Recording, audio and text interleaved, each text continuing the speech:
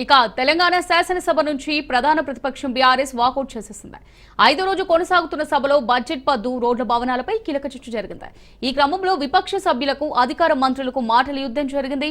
సభలో మంత్రులు సరైన సమాధానం చెప్పడం లేదని నిరసిస్తూ సభ నుంచి వాకౌట్ చేసినట్టు హరీష్ రావు తెలిపారు.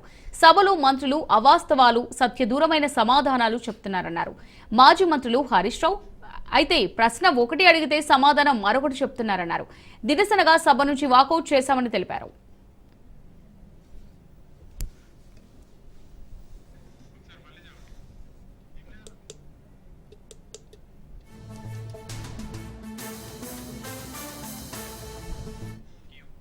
తెలంగాణ శాసనసభ నుంచి ప్రధాన ప్రతిపక్షం బీఆర్ఎస్ వాకౌట్ చేసింది. 5వ రోజు కొనసాగుతున్న సభలో బడ్జెట్ పద్దు, రోడ్ల భవనాలపై కీలక చర్చ జరిగింది.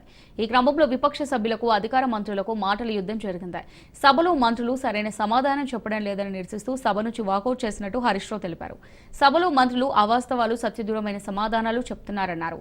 ప్రశ్న ఒకటి అడిగితే సమాధానం మరొకటి చెప్తున్నారన్నారు. నిరసనగా సభ నుంచి వాకౌట్ చేశామని తెలిపారు.